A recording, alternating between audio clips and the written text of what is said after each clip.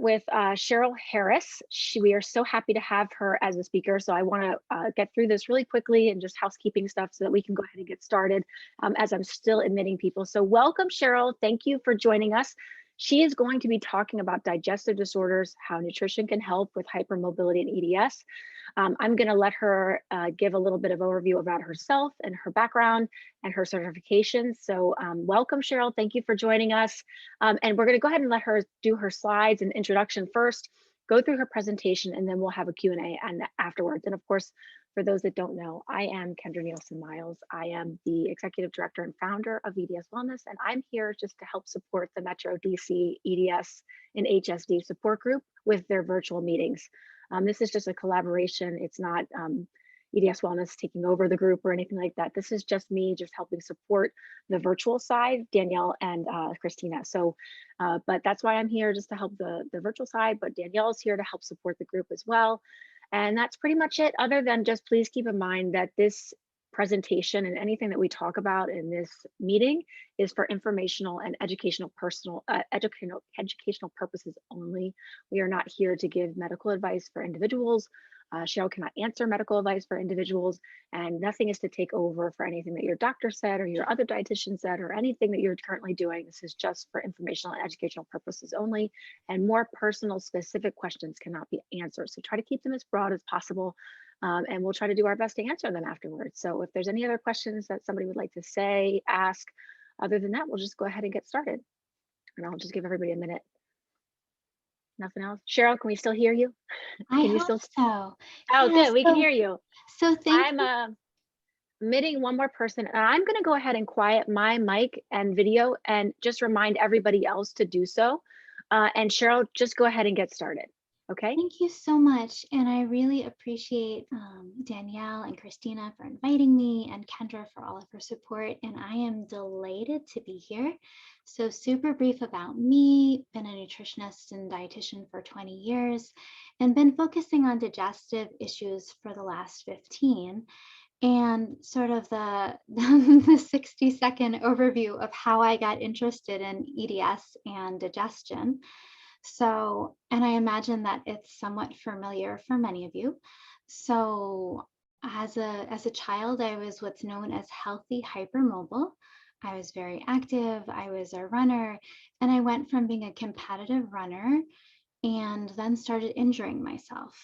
And you know, started tearing things, went from, you know, one brace to then it was 2 braces, to then it was braces on my wrist, and then injuring my jaw, and then tachycardia. And by the time I had finished grad school and was in Virginia, I had trouble walking at all. And that was the point where I was first introduced to the term EDS and hypermobility. And this was my early 20s. And this was actually the time where I developed digestive issues too. And no one mentioned that digestion and hypermobility could have any kind of connection to each other. And it never occurred to me either, even though in theory it could have, because, you know, connective tissue on the outside, connective tissue on the inside, and yet no one was drawing these parallels. But to be fair, this was 18 years ago. There was nothing in the research then. The first studies on hypermobility and digestion showed up in the literature around 2010. And so I was before my time in terms of that being a connection. And so most of the studies on digestion and hypermobility or EDS have really been in the last 2 or 3 years, 3 or 4 years. And a lot of the things we'll be talking about, even in terms of the research, are actually from 2021, which is kind of cool because a lot of them are really hot off the presses. And so that kind of takes us and jumps us right into what we'll be talking about today. So we'll be talking a little bit about the GI tract and running through the research, but then really be, you know, hopping into the thick of things in terms of what conditions there are and what we all can do about them and how we can address them, because I imagine that's what you're most interested in, kind of the what and the how. We'll be talking about the conditions that tend to piggyback along with EDS and hypermobility, namely MCAS and POTS. and then be touching on the questions that pretty much people always ask about nutrition at the end. And then at the very end, be opening up to whatever questions you may have.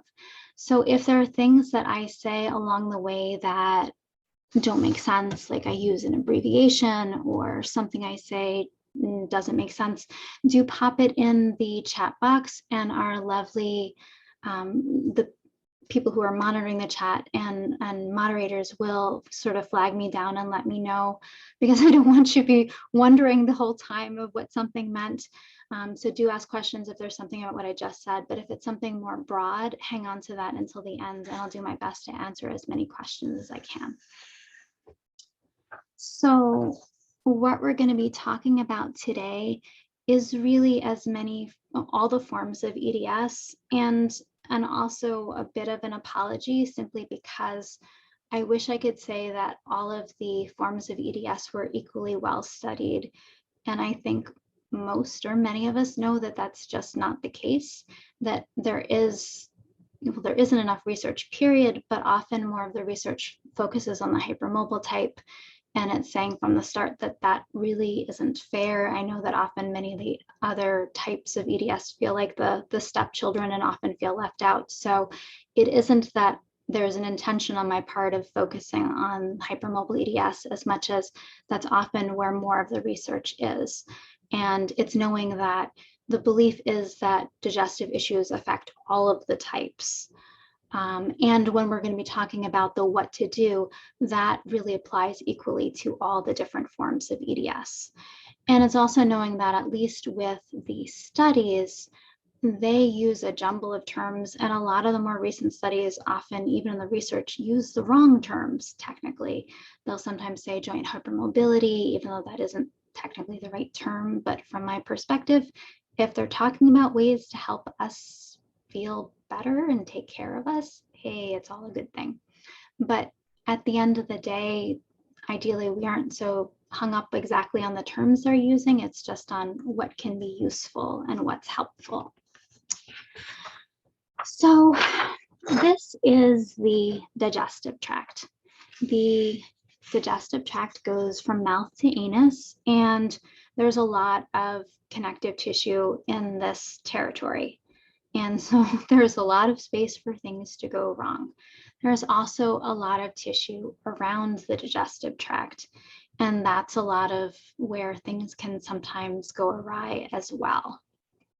And so there are different places where there can be issues, and there are different types of issues that can happen with EDS. And some of the more common ones that I imagine many people are familiar with, one of them is prolapses, which are when organs descend or they're lower than they should be, or they may sort of sag downward. It's very common to have things like hernias. One of the things that people may often experience is dysmotility. And if you break that word down, dys means bad, motility means movement. And for many people with EDS, dysmotility means slowed digestion. But for people with EDS and POTS, sometimes that actually means fast digestion. And for people who really won the genetic lottery, sometimes that means slow digestion in some places and faster digestion in other places. Dysmotility really just means digestion that's not doing what it's supposed to at the right speed. Pelvic floor dysfunction. So there can be lots of ways that mechanical issues can, that the tissues can be doing not what they're supposed to be. On the other side of this slide, many people are familiar with what's known as functional GI disorders like IBS and dyspepsia, where there's all sorts of things where they look at your GI tract and they don't see anything wrong. There's no celiac, there's no ulcers, but you're still experiencing pain or either too many or too few bowel movements and cramping or bloating. There is also very commonly what's known as nerve sensitization or visceral gut sensitivity.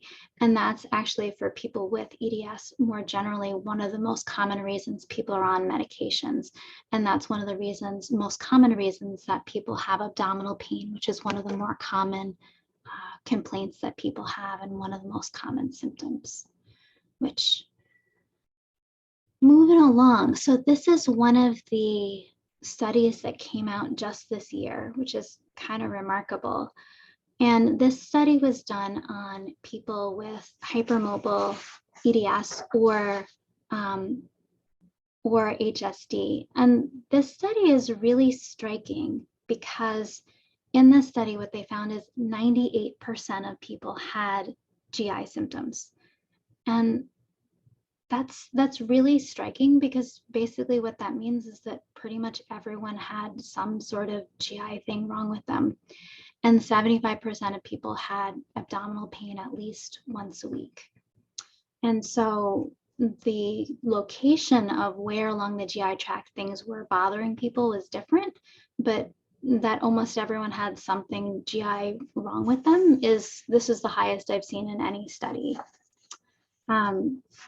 The next slide is this is sort of the sum of studies 2017 and prior, and this sort of amalgamated for other people with hypermobile. And so range of different things that aren't a lot of fun.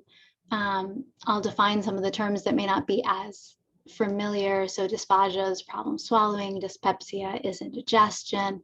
Many other things may be familiar to you, but wide range of symptoms and some more common than others. But again, this is among people who are hypermobile. The next one is, again, a slide, a study from 2021, so hot off the presses. And these are for people with EDS more broadly, so they didn't differentiate, but they looked at people with EDS compared to people without. And what they found is people were much more likely to have IBS, gastroparesis, or celiac. It was kind of disappointing that they didn't kind of break down by EDS type, but it was really striking to see just how these were much more prevalent. And let's see. And then the next study looked at specifically classical EDS. And what they concluded here was that people with classical EDS, it's not, GI symptoms weren't as common as they are with hypermobile, but that it's still much more common than, you know, the average person walking down the street. So as we're talking about all the different GI issues, one of the things that I wanted to understand is what symptoms people here have, just so that when we're, you know, shifting our attention to different conditions, that I could kind of tailor what we're talking about to what you who are here are most interested in. And so we couldn't pretty easily do a poll. So hopefully someone can give me a good sense of what's in the room. So if we could do a show of hands, and you can certainly vote for more than one if you've got more than one thing going on, because I know that many of you do. How many people have SIBO?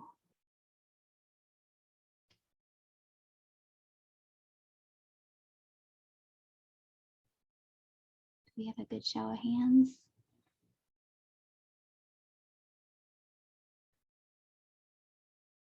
Because I can only see my slides at this point. There seems to be a number of hands. I'm trying to count them. Okay. There is a polling option, but I'm not going to try to integrate that right now. It Okay, will be so we're all good. before, but I would say there's about 3 hands right now. I know I didn't raise my hand. I have been treated for it, so maybe you could consider me a 4th, but. Okay, what about IBS? Well, I'm going to raise my hand for that. I'm going to count them for you, Cheryl. I'm going to keep my mic on right now as I count. Oh, I've got more and more hands. Okay, hold on. I'm going to count myself as 1, 2, 3, 4, 5, 6, 7, 8, 9, 10. Okay, So All a lot of right. takers for IBS. Gastroparesis. Oh, I'm counting myself too. All right, let me count those. And would you consider suspected or actually diagnosed gastroparesis? Do you want me to clarify that? I'll take interest in gastroparesis. Okay. All right. I've had the fun diagnosis at Hopkins. Okay, 1, 2, 3, 4, 5, 6. Okay. GERD or reflux.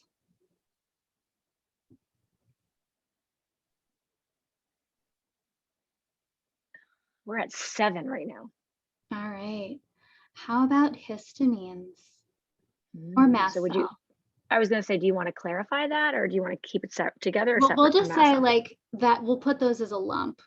Okay, perfect. So MCAS GI issues and histamine issues. Yeah. All right, we're at 9 now. All right. Oh, 10. And just putting celiac in the mix too. Oh, that's a good one. Because celiac is definitely related to MCAS issues, actually. All right, nobody's raising their hand with celiac. All right. And is there something that we've missed? What about gluten sensitivity? We can put that one in the mix. Okay, I would say just because it's different than celiac, but just maybe found out that they're gluten sensitive. Oh, number of hands. We've got 6. Okay. So we'll circle back on gluten sensitive in the Q&A. And so perfect. We'll play with that one at the end. And also just for fun, how many people have one GI issue? That's like asking us if we have only one GYN issue. Yeah, I know, but and then the question is like, and how many people is it 2? Okay, so we've got 1 for 1. And for 2 GI issues, I'm seeing nobody raising their hands. Okay, 3.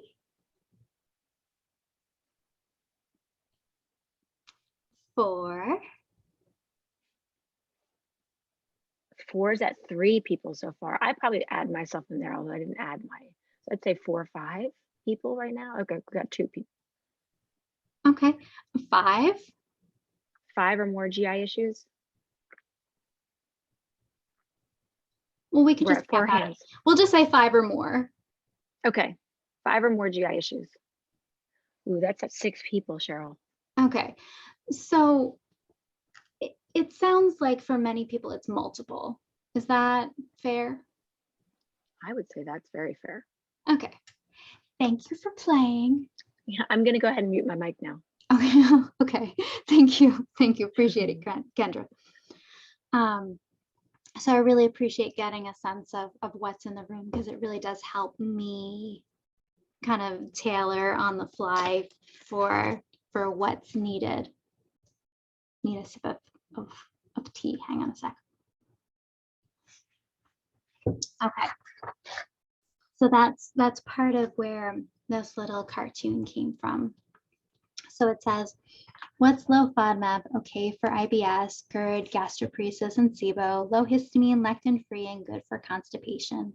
And the other little guy says water. And the first little guy is really sad. And this came from, there's so many times that I see clients who are sort of overwhelmed, and it's not because they're just, and we'll put that in air quotes, following one diet, but that they're, juggling a challenging medical issue and fatigue on top of trying to juggle a whole bunch of different dietary restrictions, which can be really challenging. So we're going to be talking about a range of different health issues and GI issues, but also really talking about how to combine the needs for each of them, because as we talk through, many of the people here, and certainly many of the people I see, have multiple things that they need to be juggling, whether it's, histamines plus IBS or whatever fun mix of different things, which get exponentially more interesting as it goes. All right.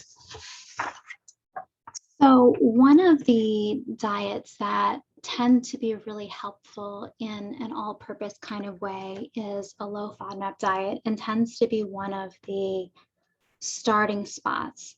And so low FODMAP is an acronym, as many of you may be familiar, for fermentable, oligosaccharide, disaccharide, monosaccharide, and polyol, which is a mouthful and may not be particularly useful unless you are a food chemist. Basically, what it means is that FODMAPs are short chain carbohydrates that are rapidly fermented. And because of that, they may be poorly digested. But the good news is that a low FODMAP diet for many people improves symptoms across a wide range of conditions. It tends to help for people with IBS, of which there are many people here. It tends to help with gas, with bloating, with diarrhea or constipation, and sometimes helps with things like SIBO. There have been a few studies with endometriosis. It isn't often the primary diet for GERD, but can help with GERD symptoms as well. And there has even been a small study showing that it can lower urinary histamine levels significantly. Again, that's not going to be helpful for people with MCAS, but for people with sort of more lower level histamine issues, it may be helpful. People often wonder what foods are high in FODMAP, and those are things like bread, apples, pears, beans, onions, garlic, lactose and other things in milk, and a wide range of other things like avocado, mushrooms. So FODMAPs are in a wide range of foods. And FODMAPs work on the body or impact the body in a range of different ways. But one of the primary ways is that they're rapidly fermentable. And basically what that means is that many FODMAPs are, in theory, supposed to be absorbed in the small intestine. And if they don't get absorbed in the small intestine, they go through to the colon. And the colon has trillions of bacteria. And when they go to the colon, the bacteria are like, ooh, food. Thank you. And then they ferment these carbohydrates, and they basically have a party with these carbohydrates. And what that looks like is gas and bloating and cramping. And so these bacteria are really happy, but you not so much. And these carbohydrates may also cause osmotic shifts. And again, what this means is that when these carbs go into the colon, it pulls water. And this may look like either diarrhea or constipation, again, which can be extraordinarily uncomfortable. So the action of FODMAPs tend to be extremely unpleasant for people who are sensitive to them. So there's actually been one study on people who are hypermobile with the low FODMAP diet. And that study found that a low FODMAP diet is actually more effective than it is in people without hypermobility, which is actually really interesting, because there's always been a bit of debate of whether or not a low FODMAP diet helps people without constipation. But what they found is that it tends to help people with hypermobility more with constipation than people without hypermobility, which is actually really interesting and actually really encouraging for people where constipation is a main concern, as it is for so many people who are hypermobile. And so, granted, again, only one study, but there are so few studies in terms of diet and hypermobility more broadly. It was exciting to actually see that.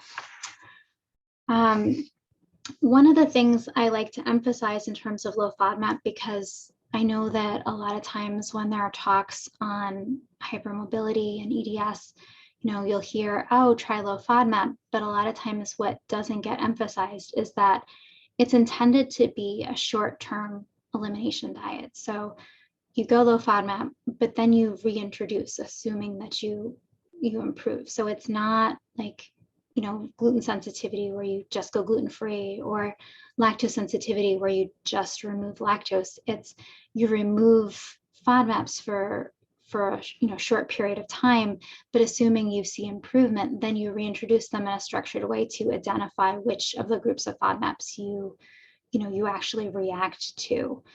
And the reason for that is that following a long-term low FODMAP diet can actually cause nutritional deficiencies. And it's not going to be immediate. So that's after around 3 months. And so that's certainly something to keep in mind. It's not a lifelong plan. And the other caveat is, and we'll try to touch back on this later, people with EDS, as we mentioned a couple slides back, are more likely to have celiac. So it's more likely among people with hypermobile EDS, but among people with EDS more broadly, there haven't been a ton of studies, but there's a greater likelihood of celiac. So it isn't a good idea just to presume, hey, I'm gluten sensitive. It's really a good idea to get tested and not just presume, because a low FODMAP diet is a mostly gluten-free diet. So I definitely would recommend getting tested in an explicit kind of way before doing a low FODMAP diet. All right, so moving along and starting at the GI tract at the bottom.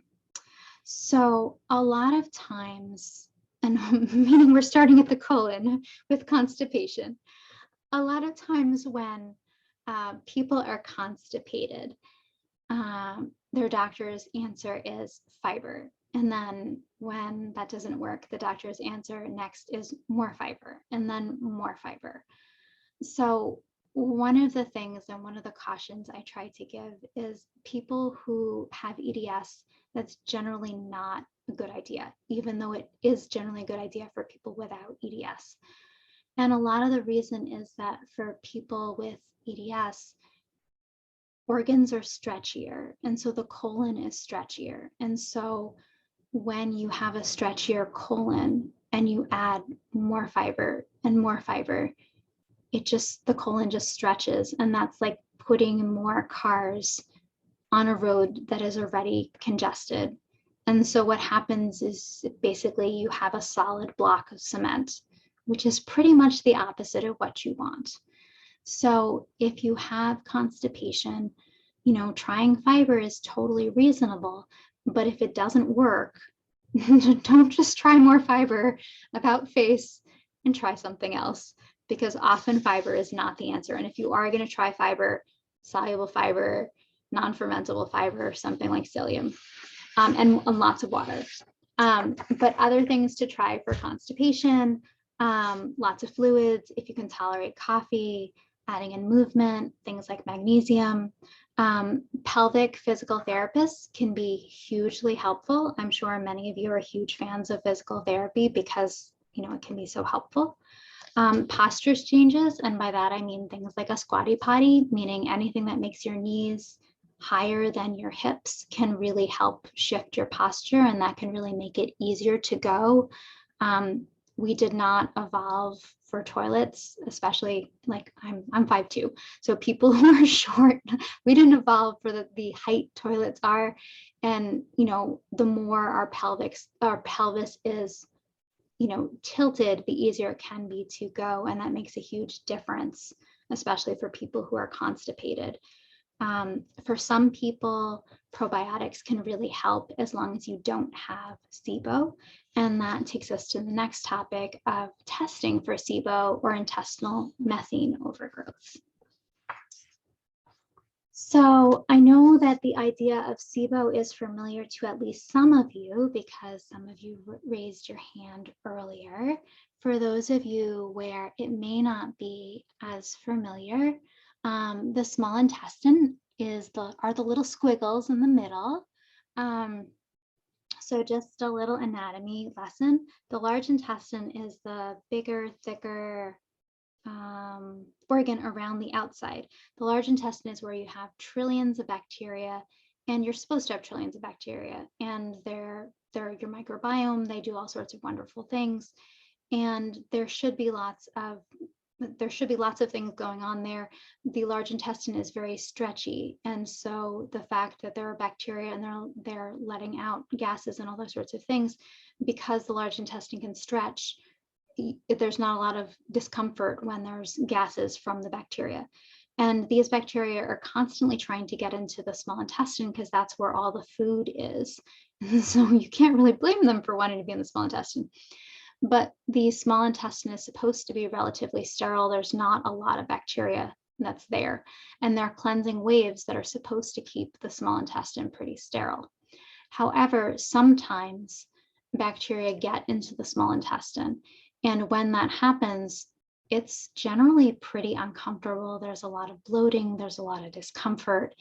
In women, the most common things I hear are women saying, I feel like I'm 6 months pregnant. Generally in men, I hear things like, I feel like a snake that swallowed a watermelon. I mean, people just feel distended and uncomfortable. It's not necessarily bad bacteria, but it's too many bacteria in the wrong place. And the whole idea of it is just, it tends to be extremely uncomfortable, and there's basically a bad bacterial balance because that's just not the way, our bodies were designed. The things that I want to emphasize about SIBO is it's not something that you can just presume you have based on symptoms, because you can't guess what kinds of gases the bacteria are giving off. Or you can't accurately guess because there are 3 different kinds of gases. And, sometimes the symptoms of SIBO and IBS can overlap greatly. And sometimes, sometimes they're indistinguishable. So there's hydrogen, methane, and the new kid on the block is hydrogen sulfide. So you really need to get tested. Diet can be a part of the treatment, but diet alone can't cure SIBO. So it's important, again, to get tested. The other thing that I should mention, because so many people said earlier that they have IBS, 60% of people with IBS actually do have SIBO. So it can be absolutely worth getting tested if that's something that you haven't explored. Many people with EDS relapse simply because of the physiology of EDS. Many people with mast cell also have SIBO and have it relapse. So both EDS is a risk factor for SIBO and mast cell is a risk factor for SIBO. So you may want to think about your personal constellation of risk factors. If you have one or if you have both, that certainly puts you at higher risk of having SIBO. So that's something to think about and possibly consider chatting with your doctor about. I wish I could say there are a ton of studies on SIBO and EDS. Unfortunately, there's only one, but other flip side, there is at least one.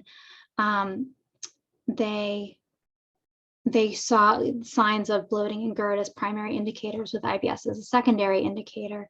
And, their conclusion was that, that people with EDS, SIBO should be considered. And I wish that GI doctors would do that more often, but as you're well aware, GI doctors often aren't as aware of all the different things that may come along with EDS and all the things that may be comorbid with EDS. And certainly SIBO is one of those. So sometimes that can be worth exploring or talking to your doctor about.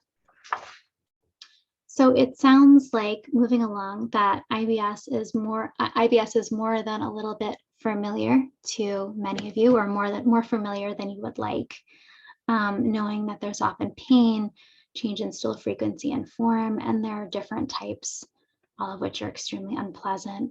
For many people with IBS, in terms of diet, often we start off with sort of the more conservative kinds of changes, which may be things like having a low lactose diet, starting with things like enteric coated peppermint, maybe trying different things like probiotics. And if those, and some of it depends on the type of IBS you have. And if that doesn't work, it can be then moving on to things like a low FODMAP diet, which helps around 75% of the time.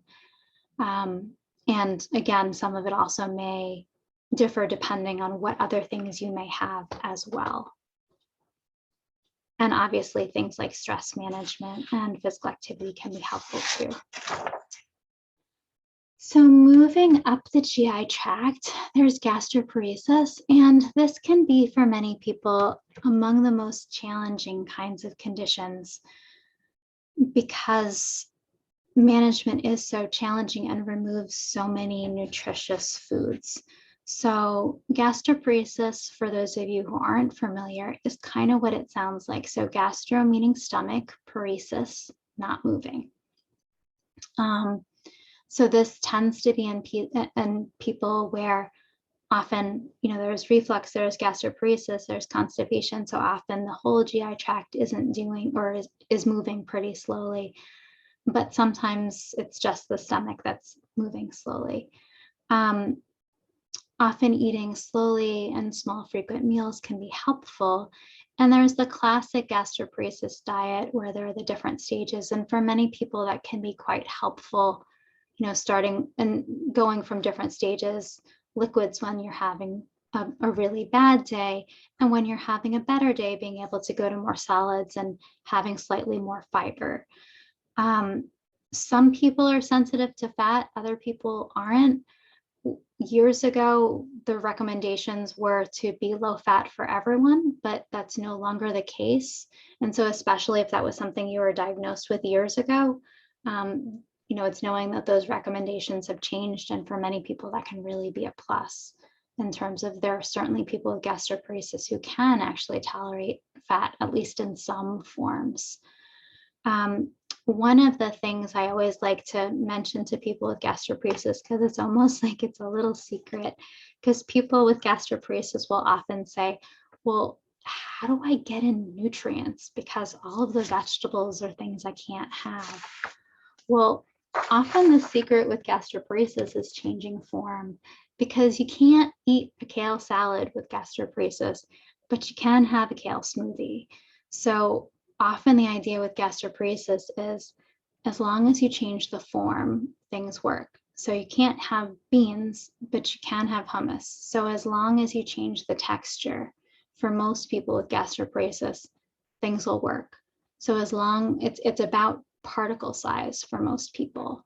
And there aren't a ton of studies on diet and gastroparesis, but the ones there are show that the more things go down with gravity, the more tolerance most people have. So often that's the way of making either multiple diets work or of getting in nutrients that you wouldn't be able to get in otherwise.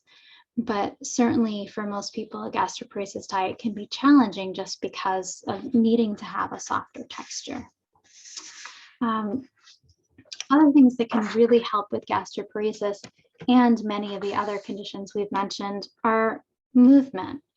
And I try to use the term movement versus exercise because, exercise people often have the idea of, oh, I need to work out for an hour, or I need to work out for a half an hour, or it might be the idea of doing what you did in college or, 20 years ago.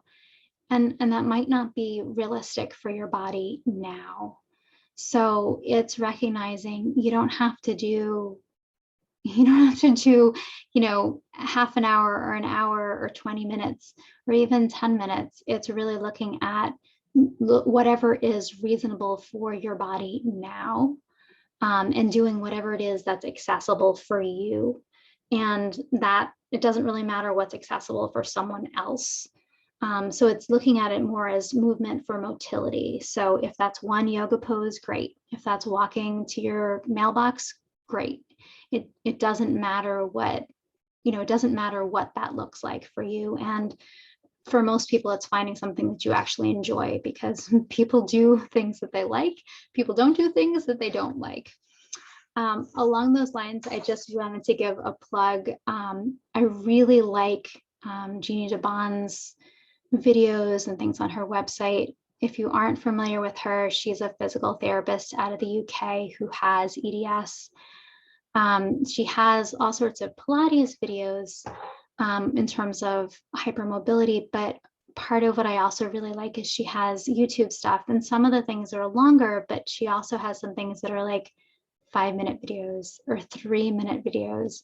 And so it's knowing that, especially when energy can be a factor and motivation can be a factor, being able to say like, okay, I can do 3 minutes, I can do 5 minutes.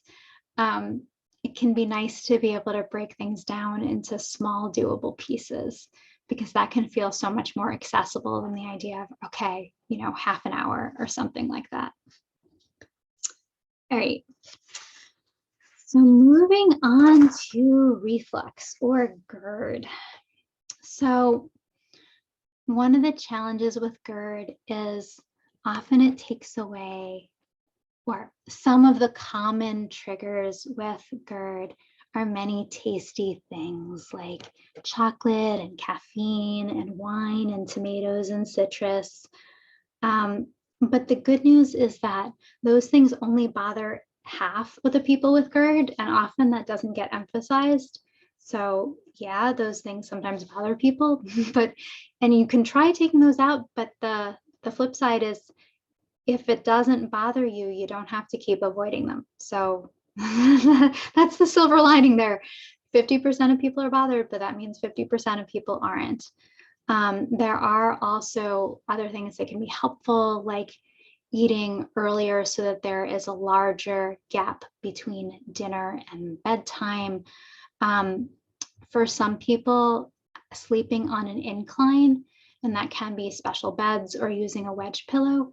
And I try to be really clear, wedge pillows are different than just stacking a whole bunch of pillows under your neck, because then you will do bad things to your neck. And that's definitely not what you're after. But they sell wedge pillows online, so like your whole body is on an incline. And that can just help, you know, acid stay in your stomach just because of gravity. And that can be really helpful. There's certainly a lot of supplements that can help with reflux. And anything that helps with motility can help with reflux. So if you have gastroparesis, like if things aren't moving in your stomach, or if things aren't moving, if you've got constipation, so if things aren't moving all through your GI tract, you're most likely going to have reflux too. So helping your whole GI tract move is going to help with reflux. And last but not least, and I hopefully mentioned this throughout, addressing stress is important.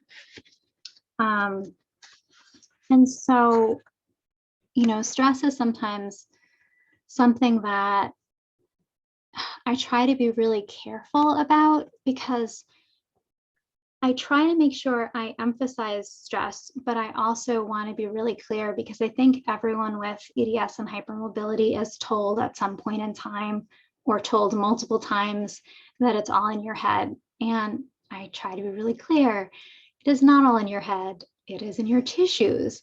That being said, it's knowing that there is a real gut-brain interaction. So we're told, and everyone's heard of serotonin and how that affects your brain. Well, it's knowing that 90% of the serotonin in your body is in your GI tract. It's in your stomach. You know, there is a real stress link between, you know, your brain and your gut, and the path between your brain and your gut is bidirectional. So the more you are able, the more all of us are able to manage stress, the better generally GI function is. And that's not to pretend in any way, shape, or form that, hey, if you just manage stress, that that EDS just disappears, because it absolutely doesn't. But it's knowing that that often can improve symptoms somewhat. It's knowing that general consensus is that people with hypermobility and EDS have more of a sort of sympathetic overload. And what I mean, and that can certainly affect things, especially around eating. And what I mean by that is, this is my little buddy. This is Kyle. He comes and visits us every year. He's a hummingbird. I'm sure he's having a grand time in Mexico, drinking their sugar water or their flowers or whatever's down there. He is designed to fly and eat simultaneously, but humans and zebras are not. You know, we're just not made that way. That's just not how our bodies are designed. And so we're either in one of two systems. We're either in sympathetic, which is fight or flight, which is when we're moving and doing, or in a state of sort of go, go, go. or we're in rest or digest.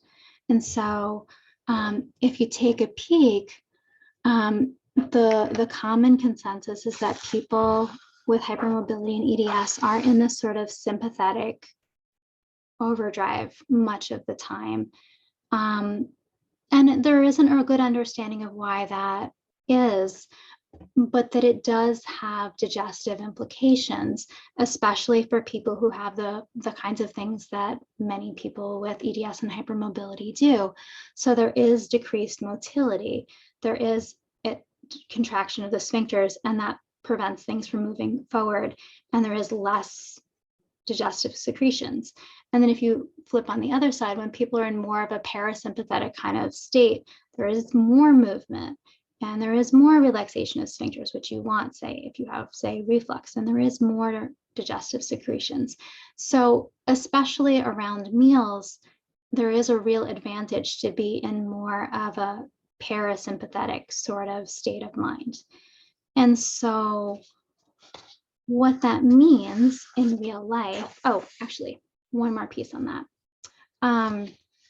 In terms of sympathetic, because many people also mentioned having this sort of histamine mast cell kind of thing going on, when you're in more of a sympathetic kind of state, that also causes norepinephrine release, which activates mast cell, which causes histamine release, which is obviously the last thing you want around meals. I mean, it's the last thing you want, period, but it's the last thing you want around meals. So there are all the reasons to not want to be in a sympathetic state around meals. So what to do?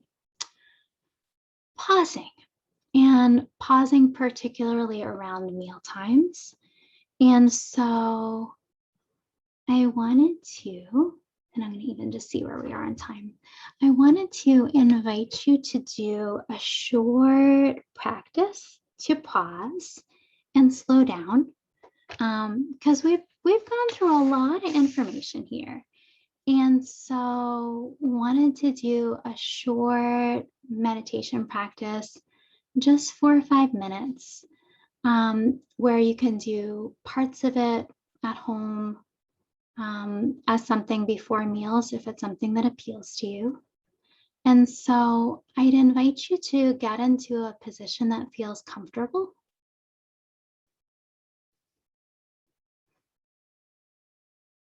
And just noticing your weight sinking downward, if that feels right. And if you'd like, take a few full breaths. So breathing in slowly and fully, and breathing out with a sigh if you'd like.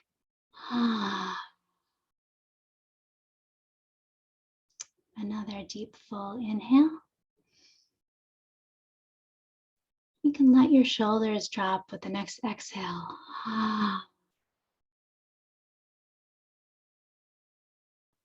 And one last deep full inhale.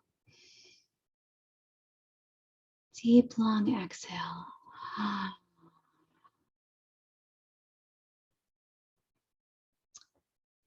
And you can begin with your eyes open and just taking a look around the room you're in.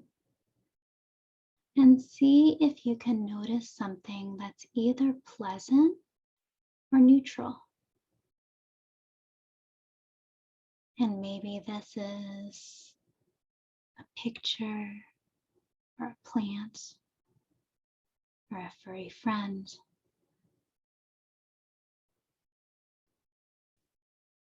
And just noticing the colors,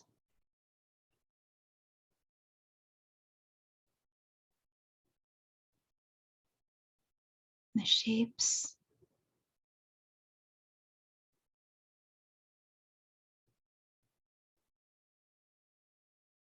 maybe the textures.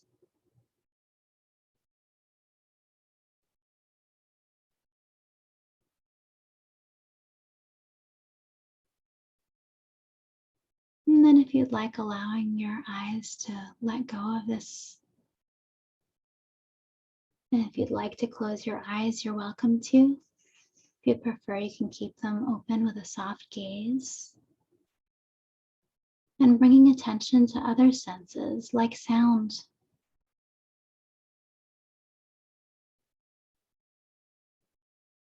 Noticing sounds in the room.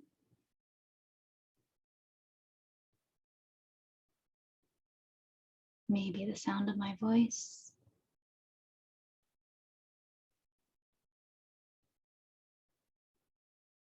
Noticing sounds outside of the room.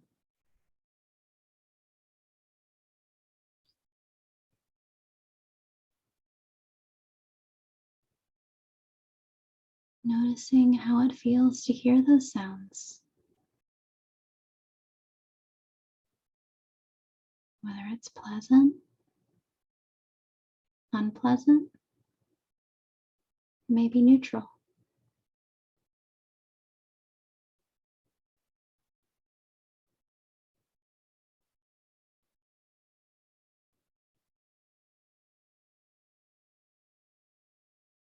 And then shifting your attention to sensations.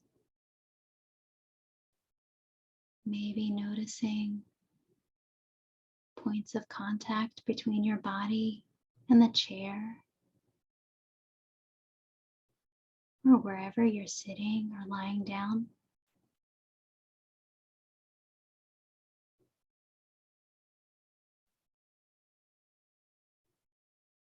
Noticing how your body is supported.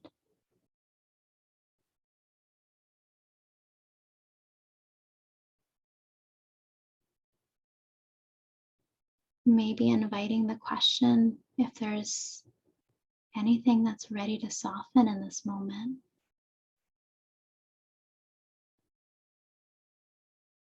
Even 1%.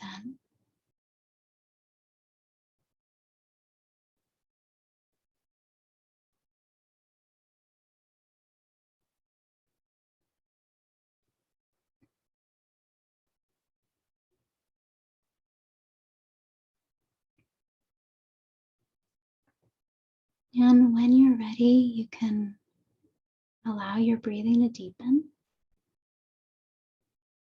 You can open your eyes if you close them. And you can bring your attention back to us together in the group.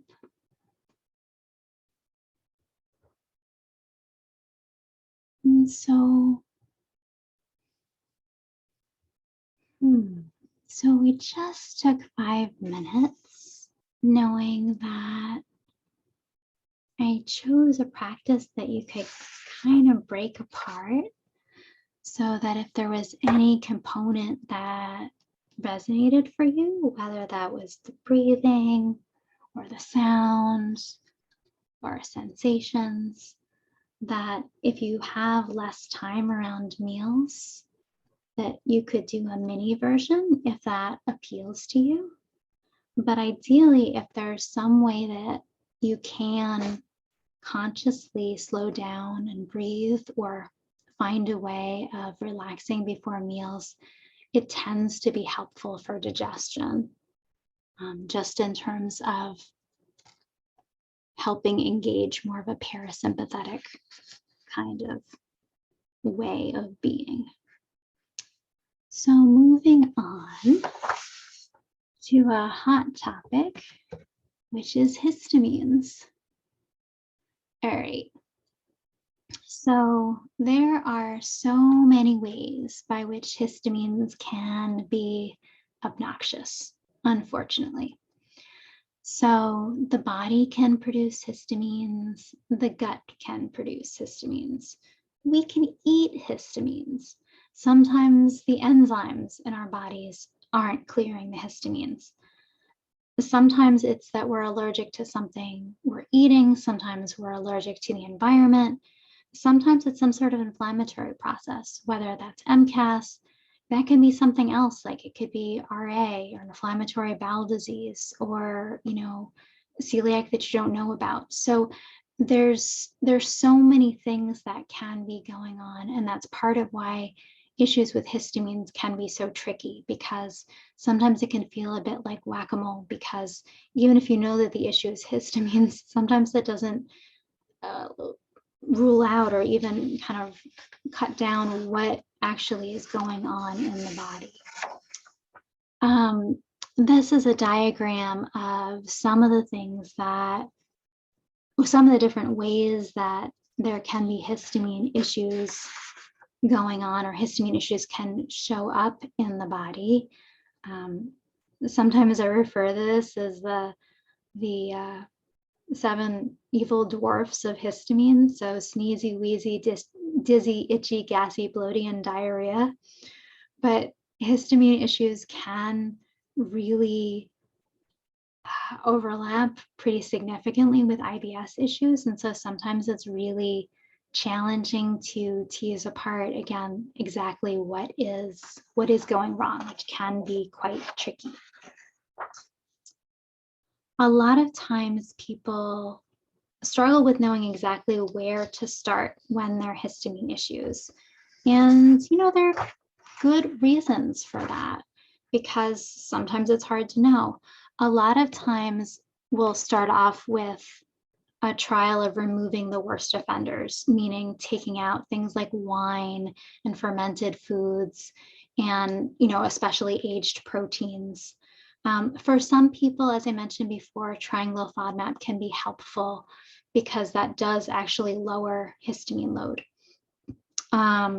And sometimes, when there's batch cooking, freezing leftovers can be helpful.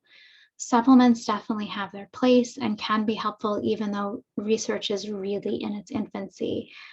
And hopefully, there's been much more interest in doing research on histamines, and I've seen much more sort of bubbling in the research about histamines. But as many of you know, there just really isn't enough interest in practitioners yet, or doctors yet, or as much as, in my opinion, there should be. But as many of you know, low histamine is just not the same as MCAS or mastocytosis. So when I'm saying just, hey, cut down on things, that can work for people who have sort of low level histamine issues. That is just not going to cut it for people with MCAS. MCAS really requires a coordinated approach of dietary adjustments and heavy duty medication and lots of different things, and is extremely complex and requires a huge amount of customization. And there's no way to kind of half do anything, because it's incredibly complex. And that's all I can say about that. I would say, in terms of histamine resources, what I like most is the Swiss list. I do think that that's by far the best resource out there. I would actually say by far. And actually, and I don't have it on the slide, Janice Jones's work, she's a PhD RD out of Canada. Her stuff as well, I think, is really great. And this app is based on the Swiss list as well. And certainly that's one that I recommend in terms of a mobile form of the Swiss list. And they both have a histamine version and a version for mast cell. Okay. So moving along from histamines to POTS, because so many people with EDS do, and hypermobility do have POTS as well, as many of you are familiar. So the main take home in terms of POTS is that, well, obviously that they go together, which many of you already know. And the most common symptoms that people have in terms of GI when they have EDS and POTS together are things like nausea, abdominal pain, and bloating. And also it's knowing that instead of slowed motility, people actually often have rapid motility, even though that isn't always the case. And people with EDS and POTS together are much more likely to have multiple GI disorders, which again, definitely not fair. There are the general nutrition guidelines in terms of fluids and sodium, which I'm sure many of you are familiar with.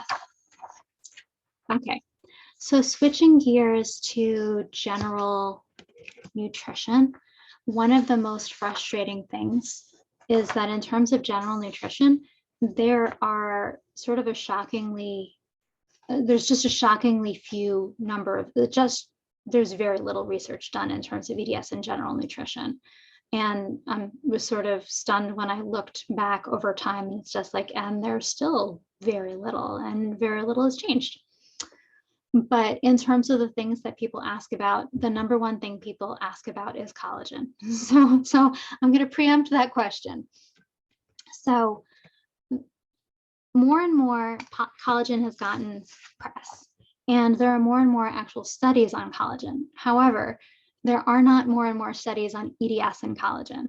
So there are actually coming to be studies showing that collagen can be helpful, but this doesn't necessarily mean that it'll be helpful for EDS. And so quickly breaking it down. So, okay, so I want to back up for a second. So